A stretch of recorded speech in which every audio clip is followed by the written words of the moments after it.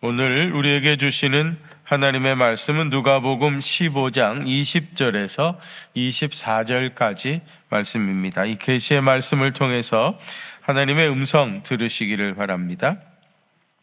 이에 일어나서 아버지께로 돌아가니라. 아직도 거리가 먼데 아버지가 그를 보고 측은히 여겨 달려가 목을 안고 입을 맞추니 아들이 이르되 아버지, 내가 하늘과 아버지께 죄를 지었사오니 지금부터는 아버지의 아들이라 일컬음을 감당하지 못하겠나이다 하나, 아버지는 종들에게 이르되 제일 좋은 옷을 내어다가 입히고 손에 가락지를 끼우고 발에 신을 신기라.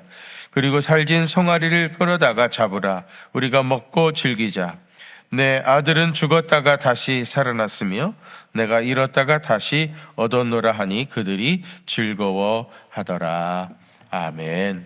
5월달은 그 가정의 달이죠. 그래서 이제 오늘 어린이 주일 예배로 드렸고요. 그래서 2부와 3부 예배는 전세대 예배로 드렸는데 굉장히 잔치집 같았습니다. 너무 좋았고요. 저는 매주일 그렇게 예배를 드리면 좋겠다 이런 생각이 들었어요. 근데 아마 애들은 싫어할 거라고 생각합니다. 근데 참 할아버지와 아버지 그리고 어린 아이들이 같이 예배하고 하나님을 찬양한다고 하는 그 자체, 그 그림 그 자체가 너무 아름답잖아요. 아주 큰 잔치집 같이 3부 예배, 2부 예배를 잘 드렸습니다. 그리고 이제 다음 주일은 그 어버이 주일로 우리가 지켜가지고 또 우리 연세 높으신 어르신들을 공경하는 시간들을 우리가 가지려고 준비하고 있습니다. 본래 제목은 그 필리핀의 원주민 언어가 따갈로그거든요. 따갈로그. 왜 따갈로그라고 했을까요? 필리핀 사람들이 하는 말을 그냥 얼핏 들으면 따갈따갈 그러는 것 같아요. 따갈로그어라고 하는데, 따갈로그어로는 안악이라고 해요. 안악. 그런데 여러분 옛날에 그 맹인 가수 있었죠. 이용복 씨. 이춘복이 아니라 이용복. 맹인 가수 이용복 씨가 이 안악이라고 하는 노래를 우리나라의 아들아라고 하는 제목으로 소개를 했어요. 혹시 기억나시는 분이 계실런지 모르지만은 한번 제가 그 가사를 읽어드리겠습니다. 사랑스런 나의 아들아, 네가 태어나던 그날 밤 우린 너무 기뻐서 어쩔 줄 몰랐지. 사랑스런 나의 아들아, 천사 같은 너의 모습을 우린 언제나 보고 있었지. 밤새 엄마는 너에게 우유를 따듯이 데워주셨지. 낮엔 언제나 아빠가 네 곁을 감싸며 지켜주었지. 너는 크면서 언제나 말했지. 이제는 자유를 달라고. 진정한 의미도 모르며 졸랐지. 사랑하는 나의 아들아, 변해가는 너의 모습에 우린 너무 가슴 아파했지. 엄마의 사랑을 버리고 너는 그만 떠나버렸지. 엄마 아빠의 마음에 아픔을 남기고 떠나버렸지. 지금 네가 가는 그 길은 거칠고 험한 길이지. 갈수록 험하고 나쁜 길이지. 사랑하는 나의 아들아, 너도 이제는 후회하겠지. 엄마는 언제나 울고만 계신다. 너도 이제는 후회의 눈물이 두 눈에 고여 있겠지. 너도 이제는 후회의 눈물이 두 눈에 고여 있겠지. 너도 이제는 후회의 눈물이 두 눈에 고여 있겠지. 여러분 무슨 내용인지 이해가 되시죠? 태어났을 때는 너무너무 사랑스러웠는데 그런데 이 아이가 크면서 자꾸 부모를 떠나려고 하는 거예요. 아마 그렇게 생각했겠죠. 내가 행복하게 자유롭게 살려고 하면 이 부모를 떠나야 된다. 내가 이 부모의 집에서, 이 집에서는 내가 행복하게 살아갈 수가 없다. 그래서 늘 자기를 떠나겠다고, 이 집을 떠나겠다고 얘기를 한 겁니다. 그러다가 어느 날 결국은 그 집을 박차고 떠나고 말았습니다. 그리고는 이 아이가 나가서 많은 고생을 하게 되어진 거죠. 저는 이 노래말을 보면서 어쩌면 그렇게 아버지의 마음을 잘 그려놨을까 그런 생각이 들었습니다. 우리들이 태어날 때는 부모님의 큰 기쁨이 되었지만은 자라면서 서서히 부모님의 마음을 아프게 하고 나중에는 부모님의 눈에서 눈물을 흘리게 한다는 이 노랫말은 우리의 인생을 잘 표현하고 있는 것 같습니다. 이 안악이라고 하는 노랫말과 같은 이야기가 우리 성경에도 있습니다. 너무너무 잘 아시는 소위 말하는 탕자의 이야기죠. 우리는 이 이야기를 통해서 아버지 하나님의 마음을 가장 잘 느낄 수 있습니다. 집을 나간 아들, 방탕했던 아들, 그 끝에 돌아왔던 아들을 품어주시는 아버지 하나님의 그 마음을 우리는 잘 알 수가 있습니다. 그러면서 사람들은 탕자의 이야기, 탕자 이야기 그렇게 얘기하지만 사실은 탕자 이야기가 아니라 아버지의 이야기라 그렇게 말을 해야 옳을 것입니다. 오늘 본문의 이 이야기를 아들의 관점에서가 아니라 아버지의 관점에서 읽어보면은 집을 나간 아들을 향한 아버지의 마음과 하나님의 사랑을 우리는 느낄 수가 있습니다. 누가복음 15장에 세 가지 유명한 비유가 나오죠. 그 첫 번째는 잃은 양의 비유이고요. 두 번째는 잃은 드라크마의 비유고요. 세 번째는 잃은 아들의 비유입니다. 이 세 가지 비유를 얼핏 보면은 잃어버린 것에 대한 잃어버린 것에 초점이 맞춰져 있는 것 같습니다만은 자세히 읽어보면은 잃어버린 것에 초점이 있는 것이 아니라 잃은 것을 찾고자 하는 주인의 마음, 그리고 그것을 찾아서 너무너무 즐거워하는 아버지의 마음이 초점에 맞춰져 있습니다. 오늘 우리 본문은 어느 가정을 배경으로 하고 있습니다. 이 가정에 두 아들이 있었는데요. 그런데 둘째 아들이 어느 날 자기 아버지한테 자기에게 돌아올 상속을 미리 달라고 요구를 했습니다. 원래 상속이라는 거는 부모가 죽어야 자식에게 물려주는 거 아니겠습니까? 죽지도 않은 부모에게 상속을 달라고 하는 말은 자기 아버지를 죽은 사람 취급하는 거나 마찬가지입니다. 멀쩡하게 살아계신 자기 아버지를 죽은 사람 취급하는 거는 이건 불효도 보통 불효가 아니죠. 무례한 것도 보통 무례한 것이 아닙니다. 이런 짓은 절대로 하면 안 되는 짓입니다. 그런데 무슨 영문인지는 모르겠지만 이 아버지는 자기 아들이 요구하는 대로 그에게 돌아갈 그의 유산을 떼어주게 되어집니다. 이 아들은 좋다고 그것을 가지고 나가서 허랑방탕하게 되어지고 다 탕진하게 되어지죠. 그리고 많은 죄를 졌습니다. 그리고 가지고 갔던 모든 재산도 다 낭비하게 되어지죠. 아무것도 남지 않게 됩니다. 돈이 좀 있을 때는 사람들도 많이 따르고 그랬지만은 돈이 떨어지니까 사람들도 다 떠나가고 아무것도 먹을 것도 없고 친구도 없고, 그래서 배가 고파서 돼지를 치는 사람의 집에 들어가서 돼지를 돌보는, 돼지들이 먹는 주원 열매도 마음껏 먹을 수 없는 그런 신세로 전락하고 말았습니다. 정말 처량한 신세가 되었어요. 오늘 보면 15절과 16절에 보면 그가 얼마나 처량한 신세가 되었는지를 잘 알 수가 있는데, 거기 보면 가서 그 나라 백성 중 하나에게 붙여 사니, 제대로 산 게 아닙니다. 붙여 사니, 종노릇하면서 살아는 겁니다. 그가 저를 들로 보내어 돼지를 치게 하였는데 저가 돼지 먹는 쥐엄 열매를 배를 채우고자 하되 주는 자가 없는지라. 돼지들이나 먹는 쥐엄 열매를 먹으려 했지만은 그것도 마음대로 먹을 수가 없었다는 겁니다. 여기서 우리가 알 수 있는 것이 있습니다. 여러분, 인생의 비극은 자식이 부모를 떠나는 그 자리로부터 시작되어집니다. 옛날부터 그런 말이 있습니다. 집 떠나면 뭐라고요? 고생이라 그랬습니다. 집을 떠나면 고생이에요. 부모의 품을 떠나게 되어지면 고생입니다. 마귀는 늘 우리에게 이 집을 떠나야 자유롭게 살 수 있다, 집을 떠나야 행복하게 살 수 있다, 그렇게 우리를 미혹하지만 막상 아버지의 집을 떠나게 되어지면 여기 이 둘째 아들과 같이 말할 수 없는 고생을 하게 되어져요. 이번에도 12일 동안 성지순례 하는데 너무너무 좋았어요. 호텔에서 자고 배도 타고 너무너무 좋았지만 그래도 집 떠나면 뭐라고요? 고생입니다. 힘든 것도 참 많아요. 너무너무 피곤하기도 하고요. 예.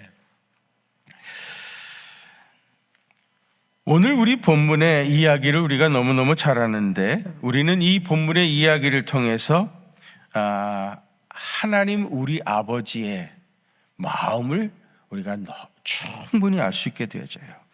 여러분 20절 한번 같이 봉독하실까요? 20절입니다. 시작.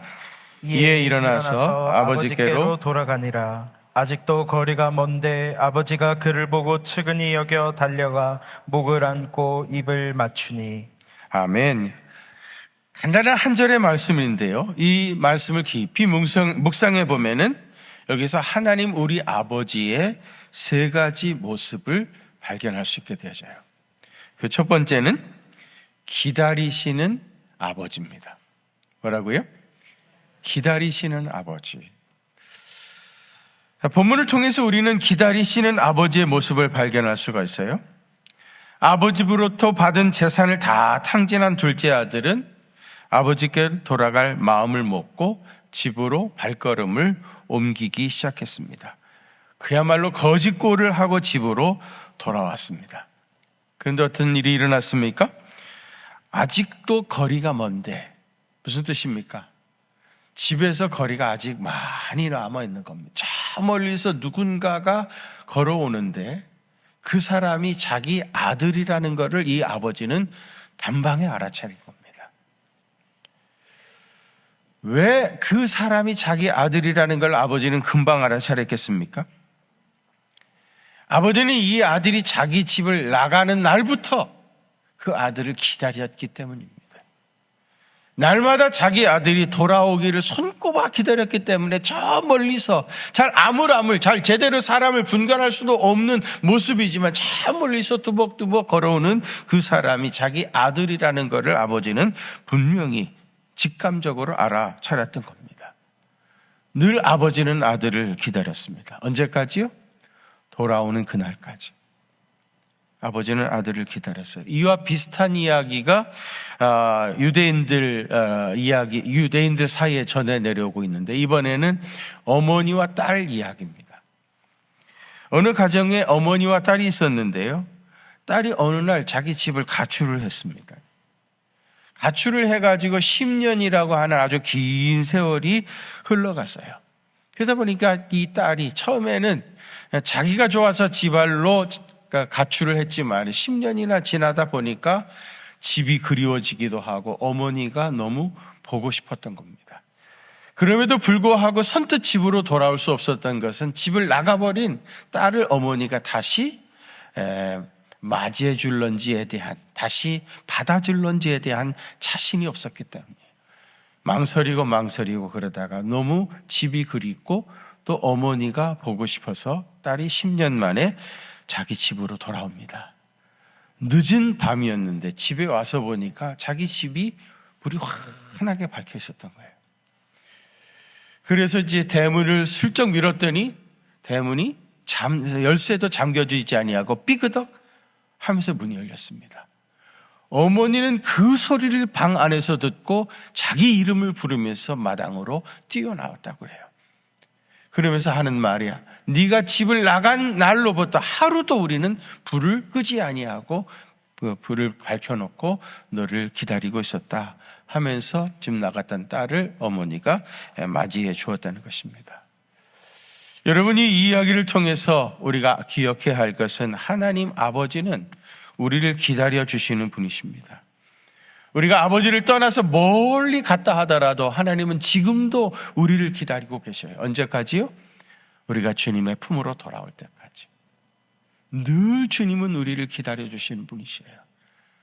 아무리 멀리 떠났다 할지라도, 새까맣게 잊어버리고 산다 할지라도 그 하나님은 지금도 오늘도 우리를 기다리고 계십니다. 여러분, 하나님은 우리를 기다리시는 분이시라고 하는 것을 알았다고 한다면 이제 우리도 다른 사람을 기다릴 줄 알아야 됩니다. 그것이 하나님의 사랑의 본체라고 하는 걸 알았다면 우리도 기다려줄 수 있어야 됩니다. 여러분의 가족들을 기다리셔야 됩니다. 여러분의 남편과 아내를 기다릴 줄 알아야 됩니다. 돌아올 때까지 기다려주는 것, 그것이 사랑의 본질입니다. 아무리 실망스러운 일들을 많이 했다 할지라도 끝까지 기다리는 것, 그것이 하나님께서 우리에게 보여주신 사랑이고요, 우리가 마땅히 해야 할 사랑의 실체이기도 합니다. 아버지는 아들을 끝까지 기다렸습니다. 두 번째로는 측인히 여기시는 아버지예요. 어떻게 여기셨다고요? 측인히 여기셨어요. 20절에 보면 아버지가 그를 보고 측인히 여겨 그랬어요. 아버지는 멀리서 걸어오고 있는 사람이 바로 집 나간 둘째 아들이라는 확신을 들자 그를 보자마자 그에게 측은한 마음이 들었습니다. 여기 측은히 여긴다라고 하는 말은 영어로 compassion이라고 하는 건데요, 불쌍히 여기는 마음이 들었다는 겁니다. 이 아들은 아버지에게 실망만 잔뜩 안겨준, 그리고 집을 떠나가 버렸던 아들이지만은 아버지는 이 아들을 미워하거나 정죄하거나 그와의 관계를 끊어버린 것이 아니고 여전히 그를 불쌍히 여겼던 거예요. 측은히 여기셨던 겁니다. 그리고 그가 돌아오니까 이 아들을 다시 반가이 맞아 주었던 거예요. 여러분, 하나님은 우리를 측은히 여기시는 분이십니다. 우리가 실수와 허물이 많이 있다 할지라도 여전히 하나님은 우리를 불쌍히 여기시사 우리를 당신의 자녀로 맞이해 주시고 품어 주시고 용서해 주십니다. 여러분, 우리는 하나님께로부터 이러한 사랑을 받았다고 한다고 하면 이제 우리도 다른 사람을 측은히 여길 줄 알아야 됩니다. 불쌍히 여기는 마음이 있어야 됩니다. 그래서 어떠한 실수를 했다 할지라도, 어떻게 나한테 상처를 주고 내 마음을 괴롭게 했다 할지라도 측은히 여기는 마음으로 불쌍히 여기고 그 관계를 회복할 수 있어야지요. 끝까지 그를 정죄하거나 미워하게 되어지면 여러분, 이 깨어진 관계는 결코 회복이 되질 않습니다. 하나님께서도 지금도 우리를 보시면서 참 네가 고생이 많았구나, 네가 얼마나 힘들었겠는가, 네 몰골을 보니까 네가 나 집 나가가지고 얼마나 많은 어려움을 겪었는가 내가 충분히 알겠다 하면서 그를 불쌍히 여겨주셨던 것처럼 이제 우리도 다른 사람을 측은히 여길 줄 알아야 됩니다. 여러분, 사실 여러분, 사랑이라고 하는 것은 이 측은히 여기는 마음이에요. 세상 사람들은 우리를 측은히 여기기보다는 우리의 작은 실수와 허물을 가지고 공격해대기 급합니다. 조금만이라도 잘못하게 되어지면 그거를 가지고 얼마나 죽을 때까지, 쓰러질 때까지 물어뜯고 흔들어댑니다. 넘어지게 합니다. 그러나 진정한 사랑이라고 하는 것은 우리의 허물을 다 덮어주고 용서해주고 측은히 여기는 마음으로 회복할 수 있어야 돼요. 특별히 여러분 가정의 달에 가족들과의 관계가 그렇습니다. 여러분이 가족들이라고 하는 것은 우리의 삶의 모든 영역을 다 공유하는 사람들 아닙니까? 그렇기 때문에 다 알아요. 모르는 게 하나도 없습니다. 다 아는 게 가족인데 말입니다. 우리가 알아버리게 되어진 그런 사건들을 가지고 공격해대기 시작한다고 하면은 그 가정에서 어떻게 살 수 있겠습니까? 가족이니까 모르는 거 하나도 없어요. 다 알 수밖에 없게 되어 있습니다. 그 알 수밖에 없게 되어진 이 모든 우리의 실수와 허물들을 불쌍히 여기는 마음으로 덮어주고 감싸주고 숨겨주고, 그럼에도 불구하고 여전히 사랑하고 여전히 친절하고, 그래야 가족들이 함께 살아갈 수 있지요. 이걸 가지고 공격해대기 시작한다고 하면은 어떻게 가정을 이루면서 살아갈 수 있겠어요?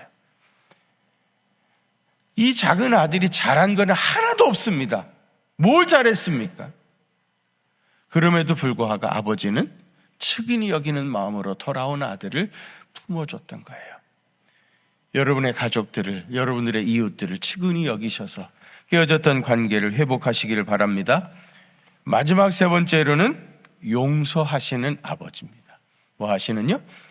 용서하시는 아버지예요.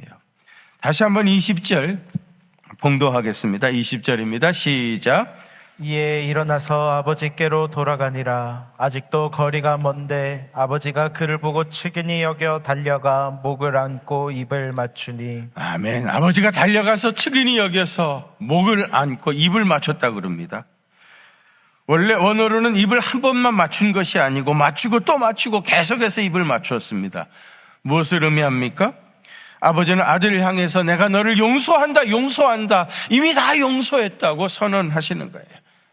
아들이 아버지 집에 돌아와가지고 제대로 자기 잘못을 다 빌거나 용서를 빈 것도 아닙니다. 자기 죄를 다 자백한 것도 아닙니다. 아버지의 유산을 가지고 가서 어떻게 썼는지 말 한마디 하지 않았습니다. 자기가 얼마나 바보짓을 했는지, 아버지 마음에 상처를 주었는지 자백하지도 않았습니다. 아버지에게는 그런 것이 아무것도 필요하지 않았던 거예요.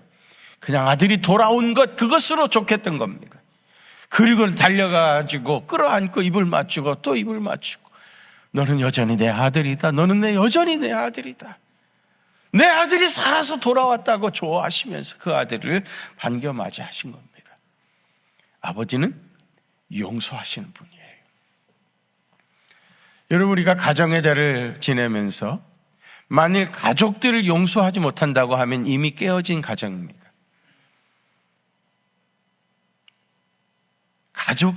가정은 서로가 서로를 용서해야 하는 공동체입니다. 만약에 용서할 수 없다고 하면 그 가정을 지킬 수가 없을 것입니다. 용서하시길 바랍니다. 아무도 아멘을 안 하시네요. 그럴 줄 알았습니다. 사실 용서라고 하는 게 쉽지가 않아요. 왜 그렇습니까? 그 모든 짐과 상처를 내가 다 짊어져야 하기 때문이에요. 그래, 용서할게. 그리고 끝나는 게 아니에요. 결국은 그 때문에 발생하게 되어진 모든 무거운 짐을 내가 짊어지고 걸어가야 하기 때문에, 내가 그만큼 희생해야 되기 때문에, 내가 그만큼 손해를 봐야 하기 때문에 용서할 수가 없는 것이에요. 여러분, 용서는 그냥 저절로 되는 게 아닙니다. 예수님께서 우리를 용서하시려고 지신 게 뭐예요? 십자가 아닙니까? 왜 대답도 안 하십니까? 그냥 용서가 된 겁니까?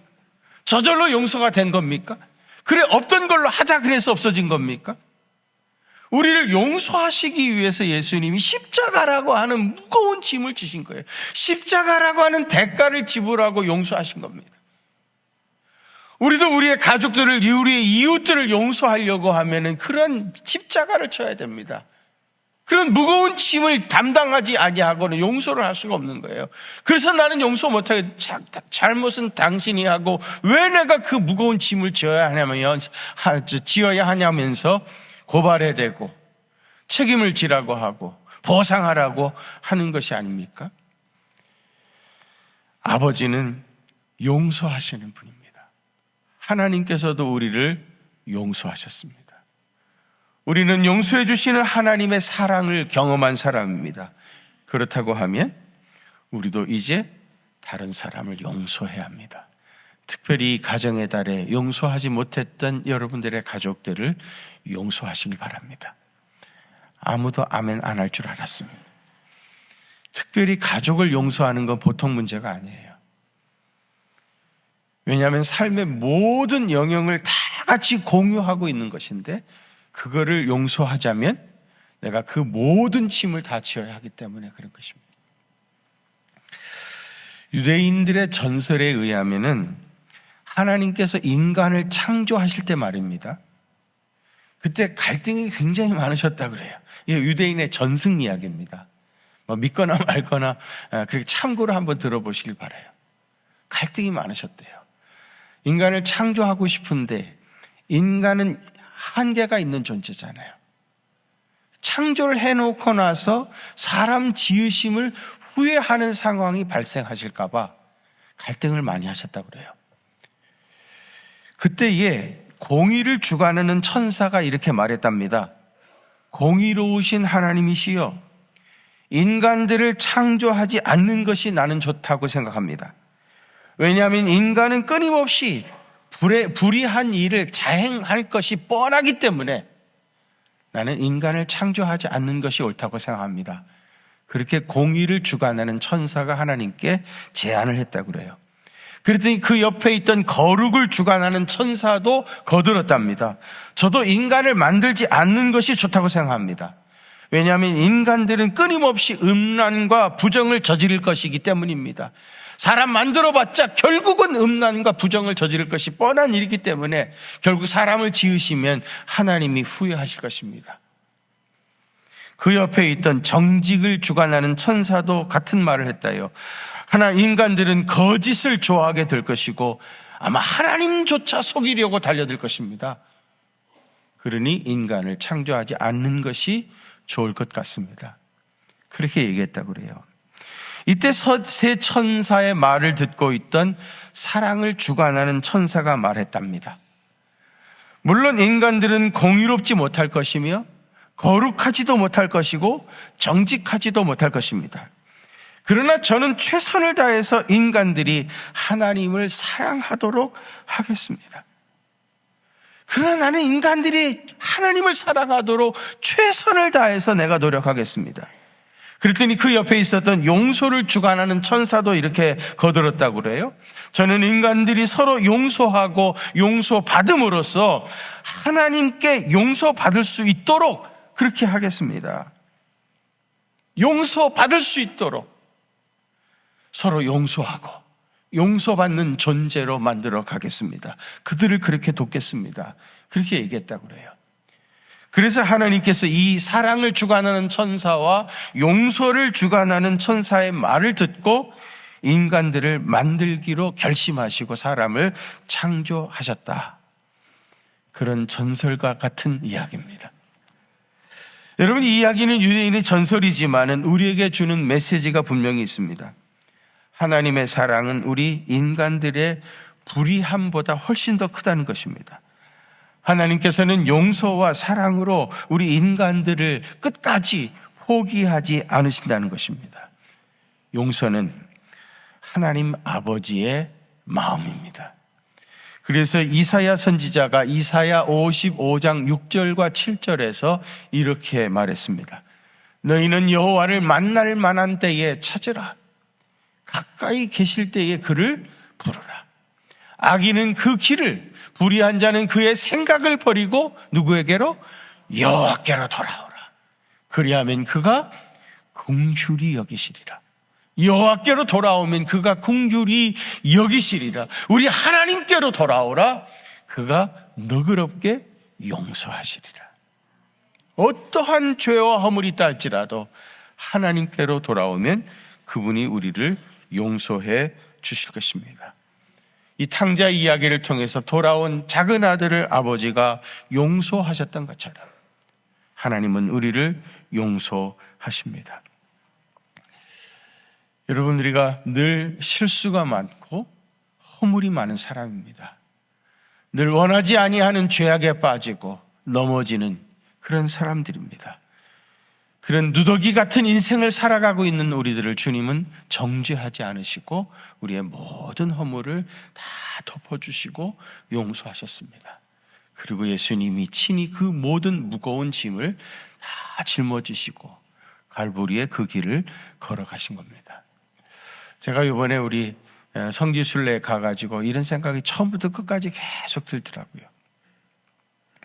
사도 바울이 다메섹 도상에서 예수님을 만났잖아요. 우리가 이제 사도 바울이 복음 1차 전도여행, 2차, 3차 로마 전도여행을 다녔던 그 길을 쭉 이제 탐방을 하면서 바울의 사역들을 공부를 했는데요. 다메섹 도상에서 예수님 만나고 난 이후로 사도 바울이 말할 수 없는 고난을 겪었습니다. 말할 수 없는 고난. 인간적으로는 감당할 수 없는 고난을 겪었어요. 그러면서도 그는 포기하지 아니하고 끝까지 그 길을 걸어간 겁니다.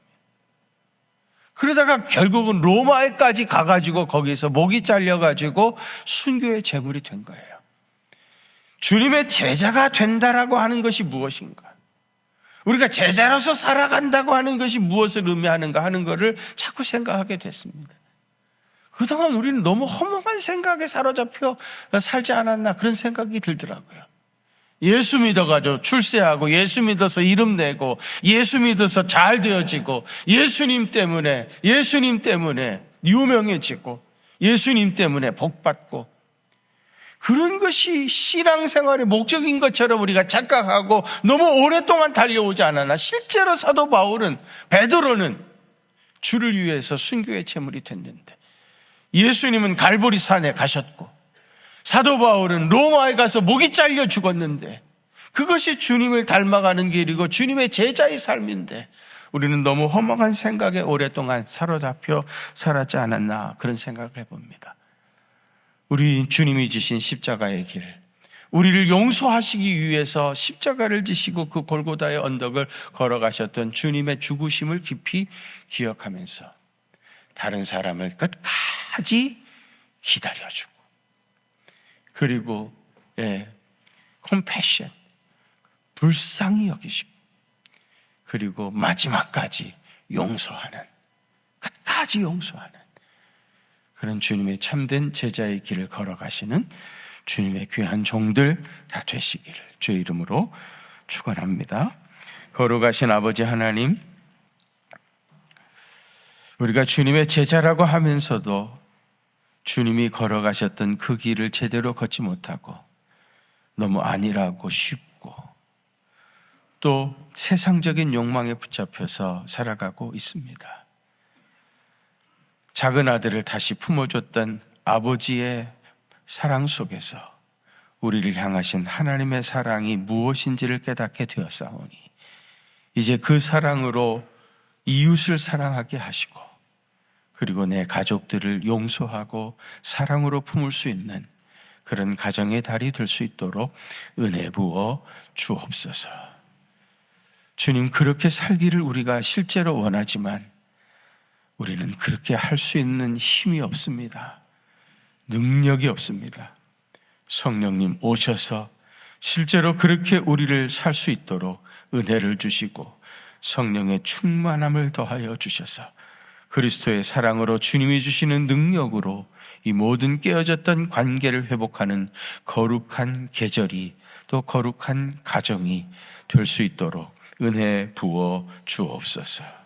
이제는 우리 주님 예수 그리스도의 그 크신 은혜와 하나님 우리 아버지의 무한하신 사랑하심과 성령님의 위로하심과 교통하심이 우리 경기중앙교회 사랑하는 성도들과 또 저들의 가정과 그 생업의 현장들 위에 이제로부터 영원토록 함께 계시옵기를 간절히 축원하옵나이다. 아멘.